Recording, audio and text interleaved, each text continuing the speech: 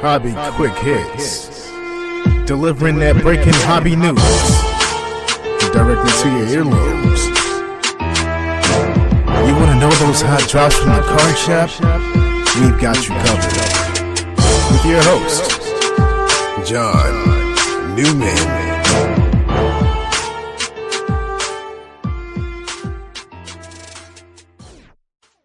All right, welcome to episode 153 of Hobby Quick Hits. This was not going to be the scheduled episode. I had another one already recorded and planned. And then Friday, some big news happened, sad news. Legendary running back, social rights activist, Jim Brown passed away at age of 87. I'm here in Syracuse. I'm originally from New York City, but I'm here in Syracuse where he played his college ball and, very revered here. I mean, obviously he's a national legend, arguably one of the greatest athletes of all time. But here in Syracuse, we have the distinction of being where he really made a name for himself. So this news really hit this area pretty hard. I know he's not at 87, he's not super young, but, it means a lot to the area. So I knew I was going to do sort of a retrospective and in memoriam episode, so to replace what was going to come out. And, thankfully, Dr. James Beckett, who, knows a lot about a lot, I said, who better to have on to kind of, talk about Jim Brown, the player, the person, and he'll be using some of this audio on a future Sports Card Insights episode as well. So look for that in crossover form there. But I promise you this, and I don't make many, I don't like guarantees all the time. I guarantee you'll learn at least one thing you didn't know. Probably more, but I guarantee you'll learn one thing that you didn't know about Jim Brown on today's episode. So before we get to that, let's get to our great sponsors, Mojo Breaks. We'll go over the weekly the hobby news and what's coming out in product form. And then we'll get myself and Dr. Jim. We'll discuss the legend that was Jim Brown. Don't go away. MojoBreakShop.com is the best place to get your sealed wax products and brakes. They not only have the best selection, but the best prices. Whether it's a box or a whole case, they are your guys. They ship worldwide to your doorstep. Their reputation as one of the most trusted in the hobby goes unmatched. They are the 2021 Topps Rip Party Champion Breakers. From sports card to Pokemon cards, their selection can't be beat. They offer daily deals and pre-orders. Hey guys, John Newman here. Mojo's prices are already great, but to save an additional 10% off anything in their store, use the code QUICKHITS. That's QUICKHITS. Check out the full service store that's open 7 days a week in Santa Clara, California, or the website at mojobreak.com. All right, let's go over the releases coming out, new products over the course of the next 2 weeks, starting with the 24th of May, 2022-23, Panini Recon Basketball.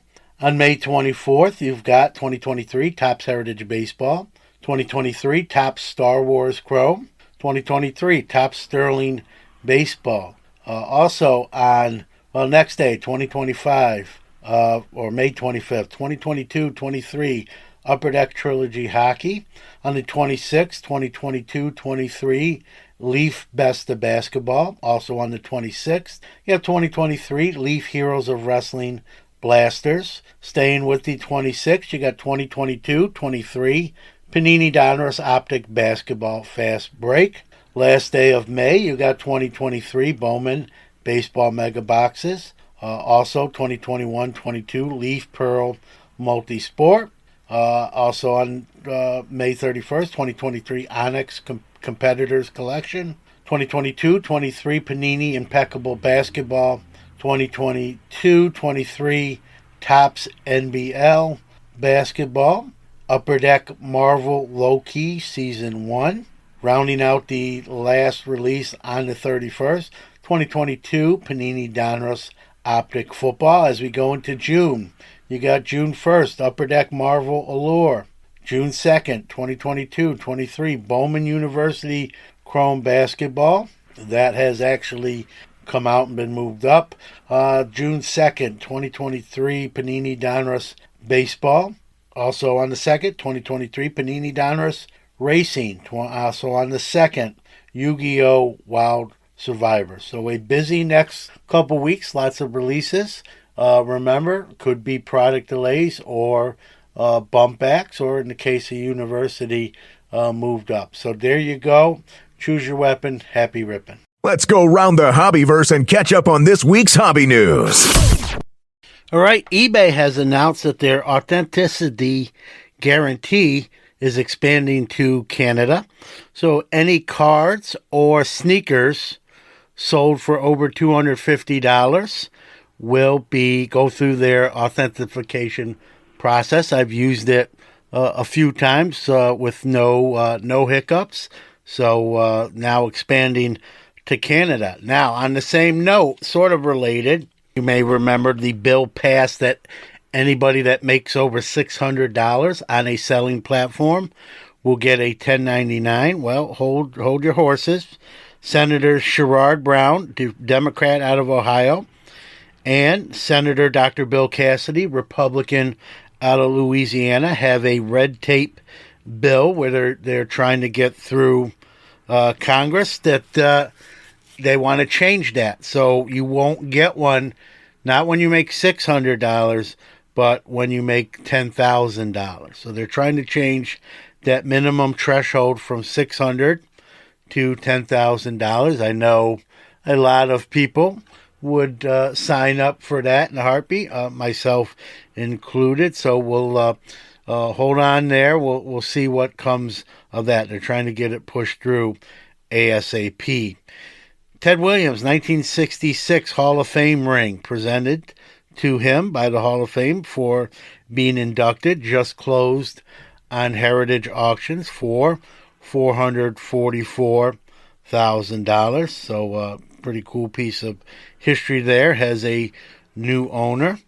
And, it looks like Fanatics, one of their early fingerprints on the Topps product, is coming by a way of what they did with the 2023 Bowman Sapphire baseball offering. They did it Dutch auction style.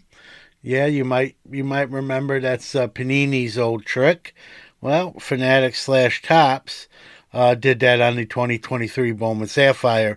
Boxes are 32 cards per box, one auto per box. It's a 150 card set, and they started the Dutch auction at $850, and then it would go down by $25 every 5 minutes. And then when all the boxes are accounted for at the lowest or the highest bid that will take them all, that's what it sold for. So the boxes brought $350. Now, I'm not a big Dutch auction fan, but I guess it's the best way to, when I always like to say, right, the market should set the price. I guess that's the best way to see what that market price is. So Bowman Sapphire, $350 a box. REA's May Encore auction is going on right now, including 4,000 items, spanning a range of eras from 1887 to 2019. Some of the items in this month's auction: 1941 R336 Play Ball Joe DiMaggio, graded at an SG 8. A 1933 Gaudy Lou Gehrig's SGC 7. A 1933 Gaudy Babe Ruth SGC 5. A 1996-97 Topps Chrome Basketball Factory Sealed Unopened Box, 20 packs. That's Kobe's rookie year. In 1888 N28 Allen and Ginter Mike King Kelly, graded PSA 3. More bunch of sporting news. We got Ty Cobb, Rube Waddle, a Bobby Orr rookie SGC 9, second year. I take that back. Second year. A 1968 Hank Aaron SGC Mint 9. An 81 Topps Football cello box, unopened, 24 packs. That is Joe Montana. And a bunch more. One last thing. McDavid and Ovechkin Upper Deck rookies in PSA Gem Mint 10. And again, the 4,000 cards in this auction, or items, I should say. So cards in memorabilia. Ends in May here, so you got a little bit time left to get your bids in and take home something to add to your inventory for sale or PC. Upper Deck has announced on June 7th, exclusively on their ePack platform, they will be releasing the 21-22 Fleer Ultra Hockey release. Let me go over some specs for you so you know what it entails. You get 8 cards per pack, 15 packs per box, 10 box per case. It's a 250 card digital base set with 3 levels of stacking parallels, medallion inserts, return of many vintage inserts, and all new card designs from Arena Design. Gold spectrums, red foils, green foils, 101 printing plates, Lucky 13 rookies, and the list goes on. Ultra abilities, Seeing Double, Fabulous 50s, circular die cut puck cards of your favorite players, falling 1 per box. Head over to upperdeck.com for more information, but this product is releasing June 7th exclusively on their ePack platform.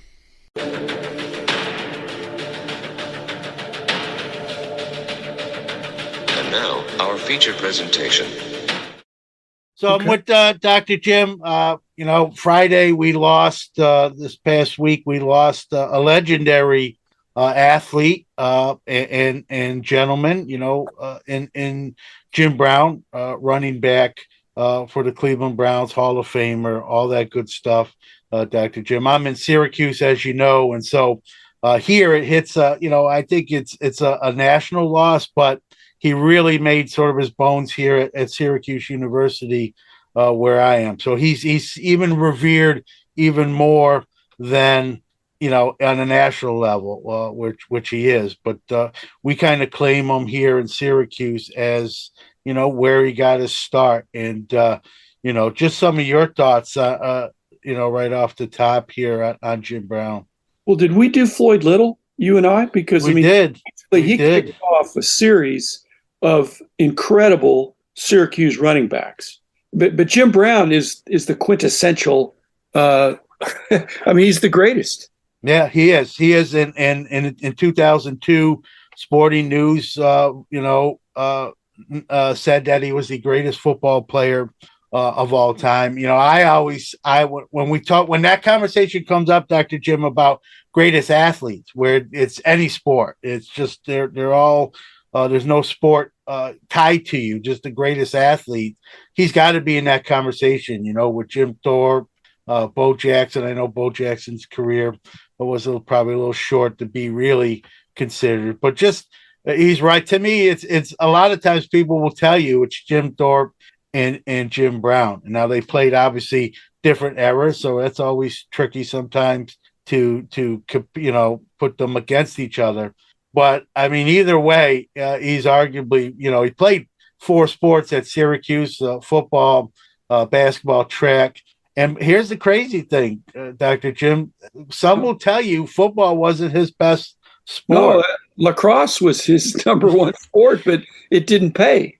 Yeah, exactly. And he's in the Lacrosse Hall of Fame, and Syracuse is a huge lacrosse school. We've had some great – I won't go off on that tip. We've had some legendary names in the sport of lacrosse, and people at Syracuse and his coach, his coaches at the time will tell you he was the best lacrosse player Syracuse has ever had. They changed a rule because of the way he played.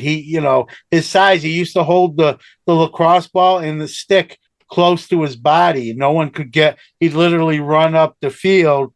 No one could get the ball out of the lacrosse stick, and he'd obviously score. They actually changed the rule where I don't know how many seconds, but you can't just keep doing that. You have to release away from your body. So, much like we hear Mel Blount in football, they changed the coverage rules. They changed lacrosse rules for this guy. He averaged 13.1 points a game in basketball. I know I told you before we hit record, he would be at practices for something. He wouldn't necessarily practice all week with the track team, but when they had a meet, and if it was home, they would literally get him out of another sports practice and say, "Hey, we need you," and he would compete and sometimes win those events. And so he wasn't even necessarily he wasn't with the track team, 5 days a week or whatever. He would just compete with him as an athlete. And so just a legendary player. Here's the crazy thing too, as I'm kind of going up on a tangent. He did not get a scholarship to Syracuse. There's some, it was that time, that era, there was, racial stuff going on, as we all know. They didn't offer him scholarships. I think it was a family friend in Long Island literally paid for him initially to go to Syracuse. He didn't start his first year. He didn't start at football when he first got to Syracuse. So just crazy, how the legend became. He wasn't a legend necessarily coming in. He made himself just being the great athlete he was. I'm Sports Card Insight. So do you think his all-around greatness in all the sports, but especially football as a running back, does he get the measure that he deserves in his card prices? Because he doesn't have that many cards from his career. No, I mean, he played 9 years. He was a Pro Bowler every year. He was a first-team All-Pro 8 of the 9 years, 3-time MVP, won the MVP and the Rookie of the Year in his first year, obviously. He won the MVP his last year. And, Barry Sanders, the way Barry Sanders retired and the way Jim Brown retired are sort of similar in the fact that Jim Brown was, also went into acting, and he was on the set of a movie, and Art Modell, the owner of the Browns, he didn't think he was going to make it back for training camp in time because of the movie shooting. And he threatened Jim Brown, if you're not back in time for training camp, I'm going to suspend you. Here you have your face of the franchise, and you're telling this guy that. And Jim Brown said, you know what? I retire. So he literally, he didn't appreciate Art Modell's approach to that, and he retired. In his last year, Dr. Jim, he had 1,500 yards rushing, 17 touchdowns, won the MVP, had just won the NFL championship. It wasn't called the Super Bowl, but the NFL championship the year before in 1964. And he just went full time into movies and social justice stuff that he was big into, and very important figure there. So he's just so multi-layered, and like Barry, that would come years later, retired literally at the top of his game when he had more years left in him. So a great point by you, right? He had a short career, but not really so much injuries. It's just, he just said, I'm done when Art Modell kind of took that stance, and could have played for, maybe 3, 4, 5 more years at a higher level. So, I think his rookie card is probably priced with, I have one, so I'll say maybe it should be worth more. I think a lot of his cards after his rookie year, everyone wants that 58 tops. I think that they should probably be more, valued than they probably are. Did you see the movie One Night in Miami? I didn't. I've seen some of his movies, okay. But no, that was a movie a few years ago, and it was about Cassius Clay and Jimmy Brown and 4 different black guys at the time that had this meeting before the Clay Liston fight, I guess, in New Orleans, I think, or Miami, whatever. I guess it was Miami, but it's he didn't get any bump from that. The 30 for 30 series. If Michael Jordan gets a movie, then people chase Michael Jordan cards. But I didn't see much bump there. I think there'll be some bump with the reflection of how great he was now that he's passed away. But at 87, I can't imagine him.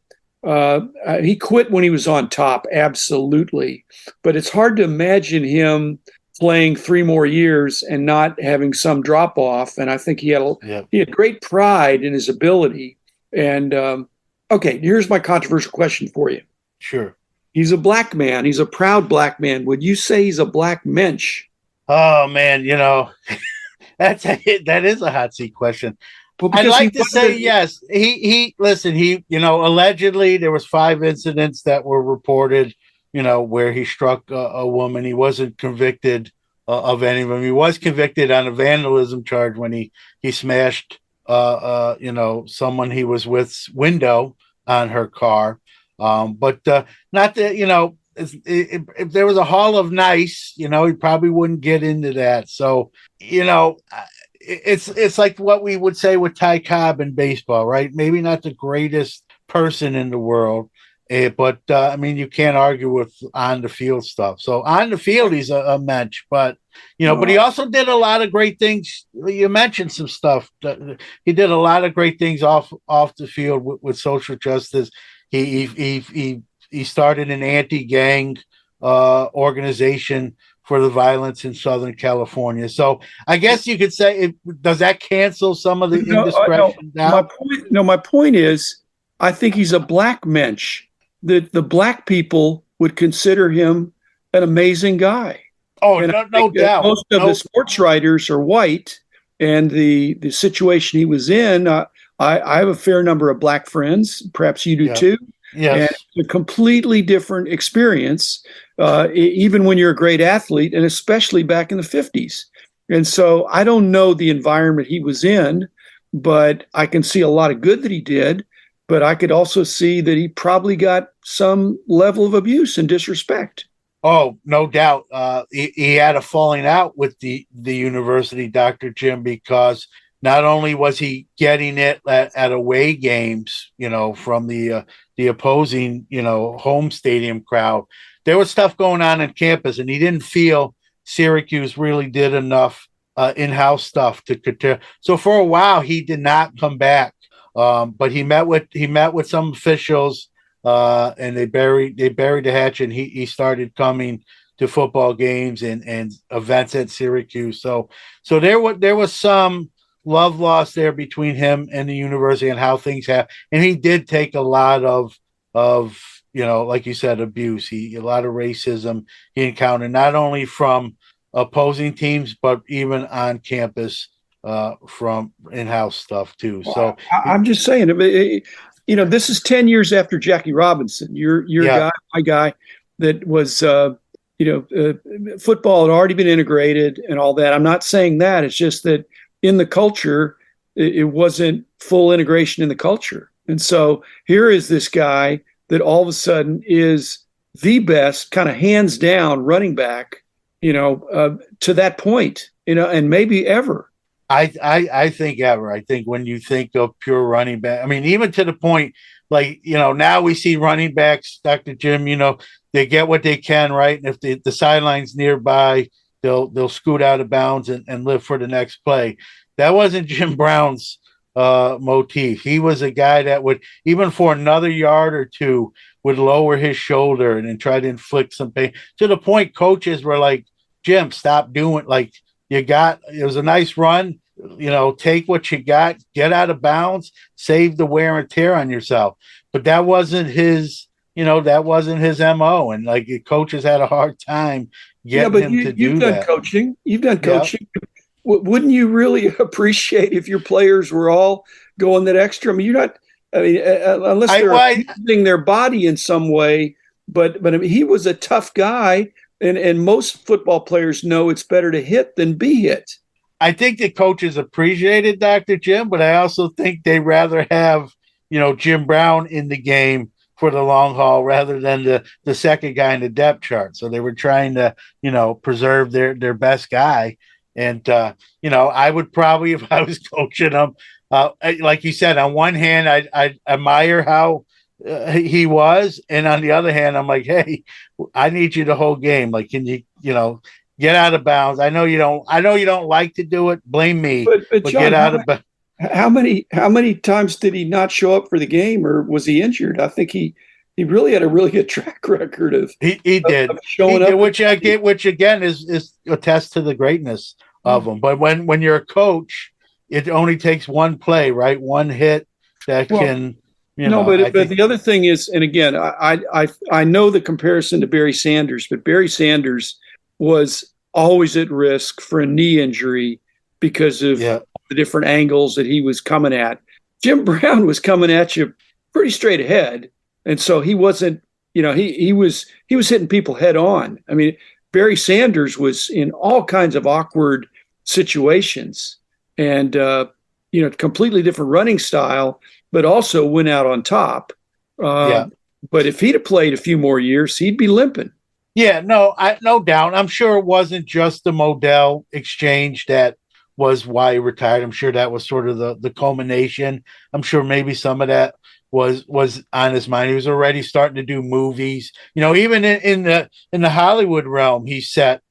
He was the first African American to do a first interracial scene in movie history with Raquel Welch. I believe it was 1969. The movie was 100 Rifles. So even on the big screen, he was, setting records, if you want to call, or doing stuff for the first time. So, and again, social justice issues. He got into politics, supported. If you heard him, he says he doesn't. It's not about a political party. It's about the person who can make the country better, and including for African Americans. So he would vote Republican, Democrat, Independent, whoever he felt was best for the country and African Americans in the country. So kind of broke. I don't want to say broke the mold, but it wasn't along party lines. I saw an interview where he said, I voted for Obama and I voted for Trump, and one's obviously Democrat and one's Republican, but I voted for him because of what I believe they stand for and what they wanted to do. So I think that shows you, his conviction. Again, but Sports Card Insights, the conventional wisdom now is that you got to buy quarterbacks. And maybe then sprinkle a little bit on the wide receivers, but running backs are a bad bet. But if you go back to 58 to 65 or so, the guy is Jim Brown.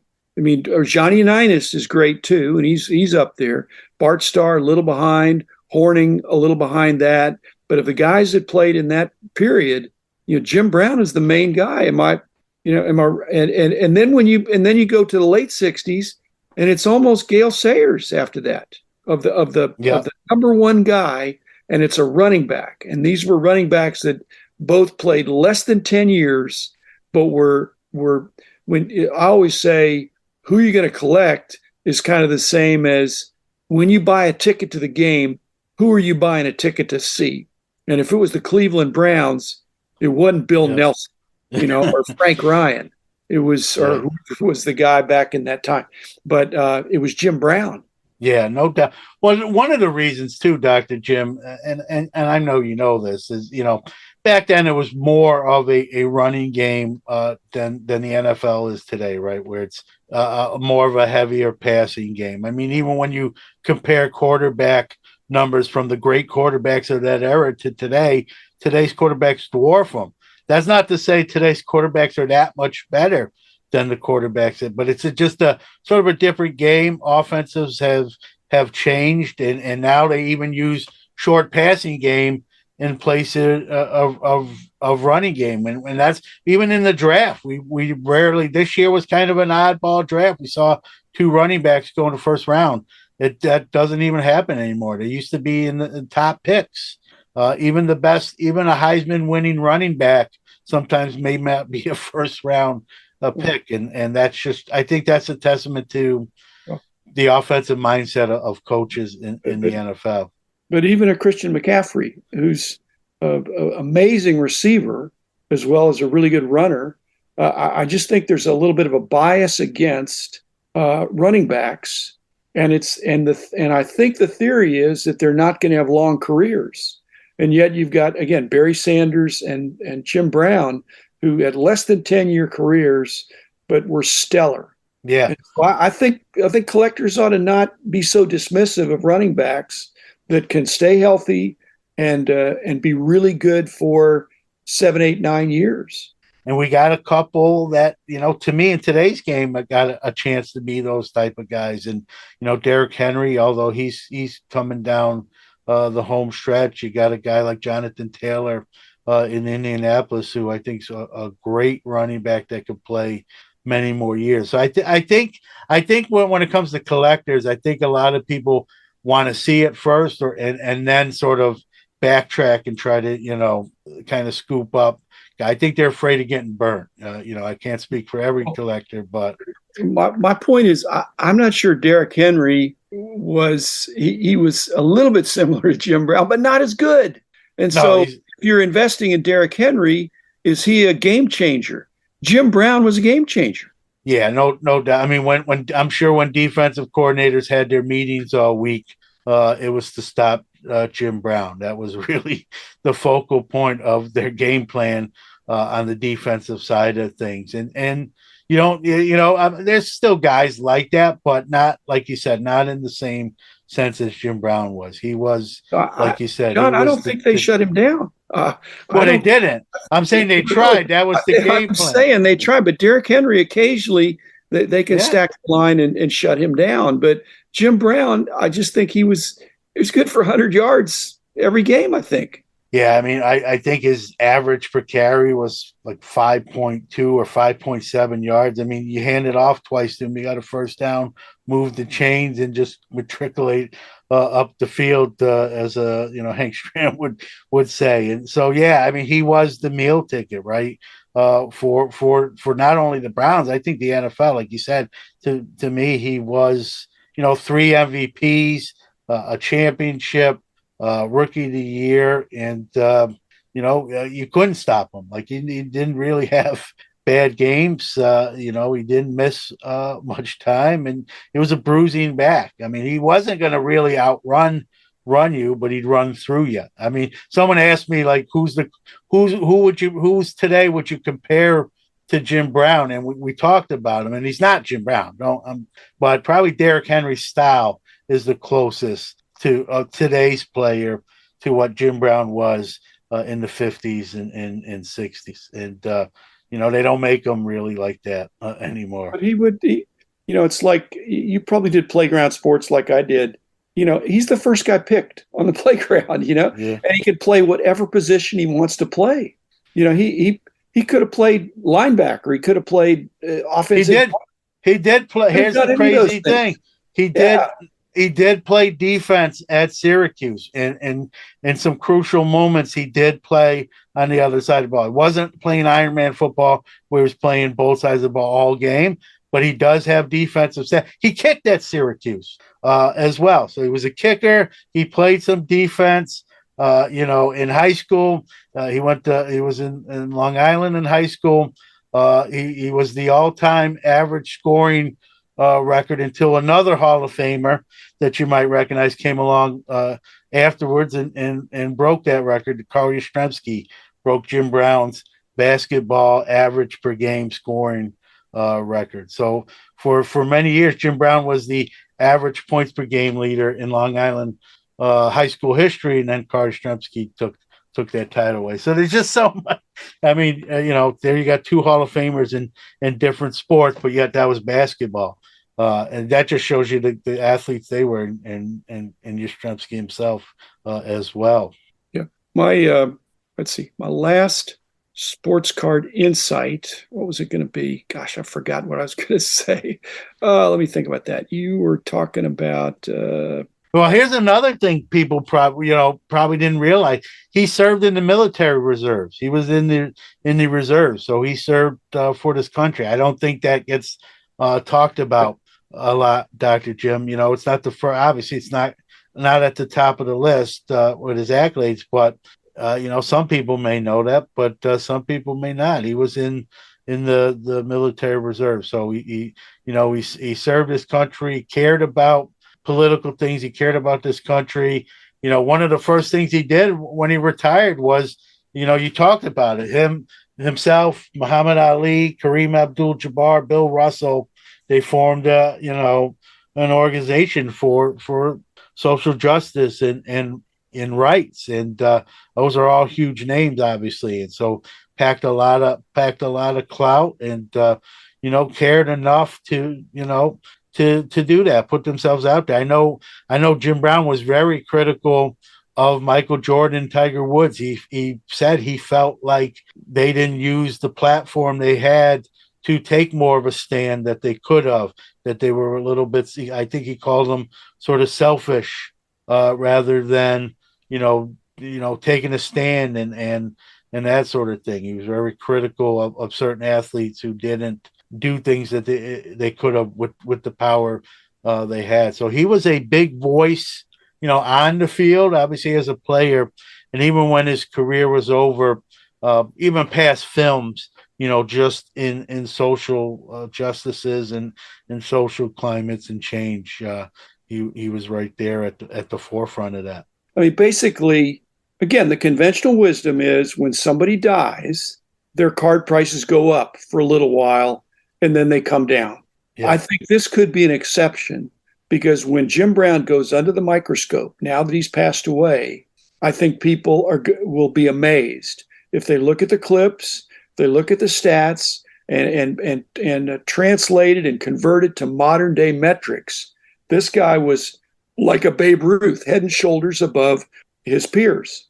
And so I don't know that it's going to bump up and then drop back down. It could bump up and stay up because this guy was the real deal. So that's my final sports card insight, is that, again, people that just think that this is just the way it is. Guy dies, the cards go up, and then 2 weeks later it goes down. I'm not so sure that's going to be the case here. This guy's a genuine hero, especially to black men. He was a complicated guy. I'm not denying that, but I've never been black. And so, I've never been an all pro, all world running back either. And the challenges of that are pretty amazing. Yeah, I agree with you. I think there's going to be obviously a bump because of his passing, and I do agree. I think that bump is going to be a permanent one, and I think it should be. And I think even some of the cards non-rookie, right? We're going to see maybe more of a demand for that, right? The other, when someone only plays 9 years, it's easier, let's say, to get all the run of their playing cards in comparison to someone who plays 20, 25 years. So I think there'll be some people that say, you know what, he played 9 years.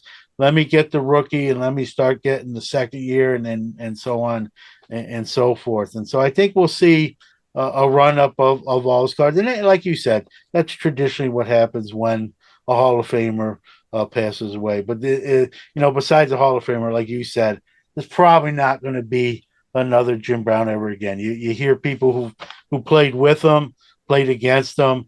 They ask those former players, who do you like?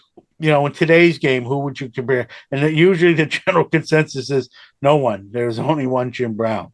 I'm not even gonna mention, with all due respect, I'm not gonna mention another player in the same vein. So it's Jim Brown and then a lot of other great running backs. And so, and those are from people who played the game. He was the best guy on the field.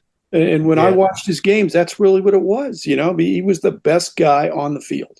Yeah, no doubt. And, here in Syracuse, he's 87, but he meant a lot to the program, especially after they sort of mended fences and he was coming back here on a pretty regular basis. So one little tidbit that many may not know,